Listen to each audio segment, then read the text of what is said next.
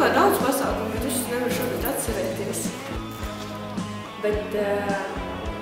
Bet atcerējos gan, katru nakti jāatrod savu guļvietu un viskomfortablākā no tām visām bija telts.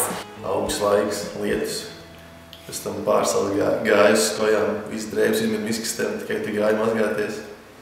Nepatīkamākais eksāmens droši vien bija cisko sistēmās. Ideāli. Pēc eksāmeniem nāca ārā meitenes raudādams. Jautājumu skaits uz kaut kādiem 300-350 laikam. Jā, labas atmiņas.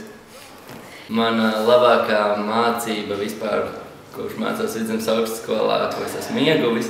Kā padarīt visus darbus pēdējā brīdī. Dari.